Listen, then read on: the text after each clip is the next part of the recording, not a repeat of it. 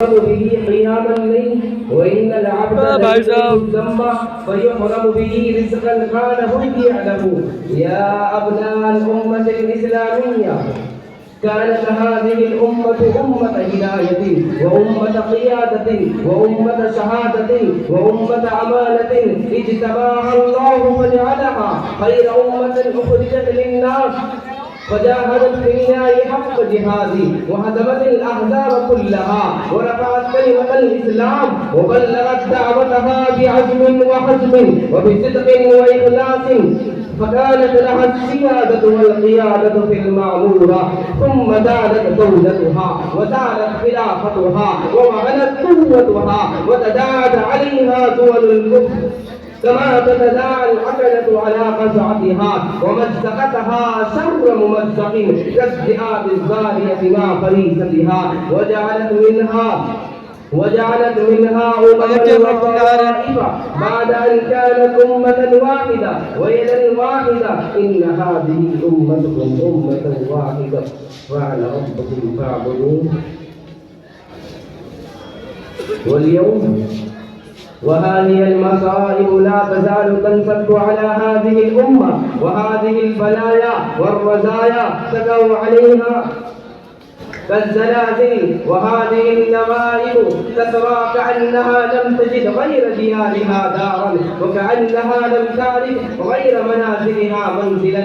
إن الفوز السياسي والفوز الفكري والفوز الأخلاقي والفوز الاجتماعي قد عشعشت وبادت في مجتمعاتنا وفي دولنا الإسلامية حتى بدونا كأننا لسنا أبناء أولئك الأمثال الذين تربوا على العقيدة والجهاد ورفعوا راية الإسلام وفتحوا البلاد وقالوا العباد إلى شاطئ الأمل والسلام وأنقذوا البشر من جور الأديان إلى عدل الإسلام. أيها الأكارم، ينشأ سؤال: ما هي العوامل وما هي الدواعي؟ وآخر دعوانا الحمد لله رب العالمين.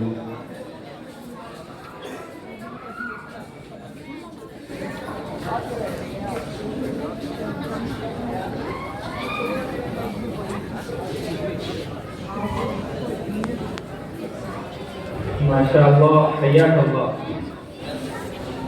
عزیزان گرامی، ابھی آپ حضرات نے مدرسہ حاضرہ کے ماہر فن استاد حضرت مولانا عبداللہ ابوخامہ صاحب کی پریزنٹیشن، اور جو پریزنٹیشن کے بعد انہوں نے بطور نمونے کے ایک طالب علم کو پیش کیا وہ سماعت فرمائی.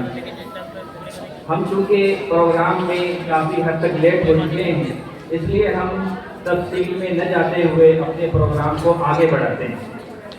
دوستو، اب میں آپ حضرات کو ایک ایسے چھوٹے سے معصوم سے مدرسہ حاضرہ کے طالب علم سے روبرو کرانے جا رہا ہوں کہ جب وہ آپ کے سامنے اپنے انداز میں تقریر پیش کرے گا تو آپ غور کیجیے گا کہ وہ طالب علم تو چھوٹا ہے مگر اس کی باتیں بہت ڈیپ ہے، گہری ہے، جو اپنے کلمات کے اندر سماج کی صفائی کو، حقیقتوں کو آشکار کرے گا. اس سے میری مراد محمد حیان ابن حضرت اقدس مولانا عارف صاحب دامت برکاتہ العالیہ موقع مدرسہ حاضرہ ہے. میں حیان سے گزارش گزار ہوں کہ وہ آئیں اور اپنی تقریر پیش کریں.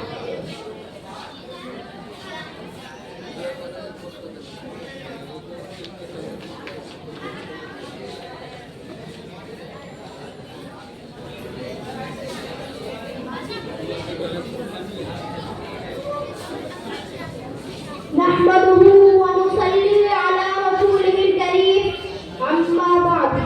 میرے محترم بزرگوں اور عزیز دوستوں، اس پورے جہاں میں اللہ رب العزت کے بعد سب سے زیادہ ریسپیکٹیبل اگر کوئی ہے تو وہ ہمارے پیرنٹس ہیں. ہم پر ہمارے والدین ہیں. ہم پر والدین کے احسانات بے شمار ہیں. قرآن کریم میں قرآن کریم میں اللہ تعالیٰ نے ڈفرنٹ آیتوں میں والدین کی عظمت کو ڈسکرائب کیا ہے. سورہ بنی اسرائیل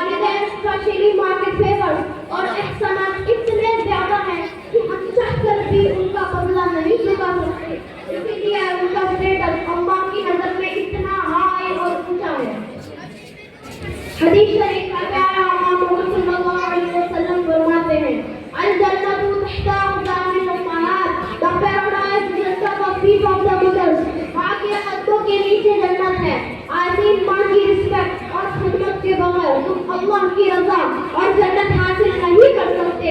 इसीलिए और याद रखो, फादर वालिद जन्नत का दरवाजा है। जन्नत में जाने के लिए तुम्हें उस दरवाजे से गुजरना होगा। इसीलिए अपने वालिद को हमेशा खुश रखो।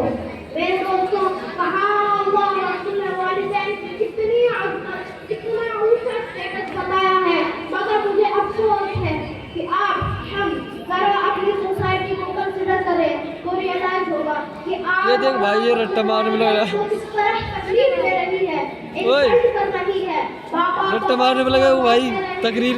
बट बच्चे तो इंस्टाग्राम में बिजी है, माँ अपनी बीमारी से परेशान है, मगर बेटी तो फेसबुक की दुनिया में इस कदर व्यस्त है जिसको माँ का दर्द पेन नजर ही नहीं आता।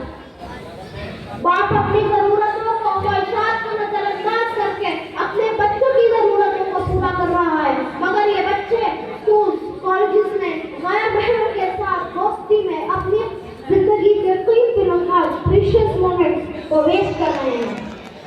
मेरे दोस्तों, काश आप अपने पेरेंट्स के दर्द को समझ पाते, काश आप उनके पेन को फील कर पाते।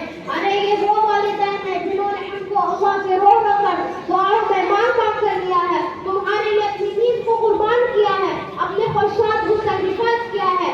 बीमार तुम होते थे, तड़प के जाते थे, तकलीफ तुम्हें होती थी, वालिदैन की सजा आंख पर पहुंच जाती थी। क्या अल्लाह मेरे बच्चे पर रहम फरमा। मेरे दोस्तों, ये मेरे दिल की आवाज है। सर आपने दिल पर हाथ रखो और मुझे बताओ, क्या है हमारे बिहेवियर ये रवैया सही है? जरा उनसे पूछ कर देखो जिनके वालिदैन हयात नहीं, वो वालिदैन जैसी शफ़क़त के लिए तड़पते हैं, तरसते हैं और दर्द दर्द की ठोकरें खाते हैं। जरा उनके दिल से पूछ कर देखो। आओ मैं तुम्हें एक हदीस सुनाता हूँ। हज़रत अब्दुल्लाह इब्न उमर रज़ियल्लाहु तआला अन्हु से एक शख्स ने अर्ज़ किया कि मैंने अपनी माँ की बहुत खिदमत की, यहाँ तक कि अपने कब्र पर बैठा कर सफ़र किया, मैं मक्का पहुंचा, तवाफ़ किया, पूरा हज किया, क्या मैंने अपनी माँ का हक़ अदा कर दिया?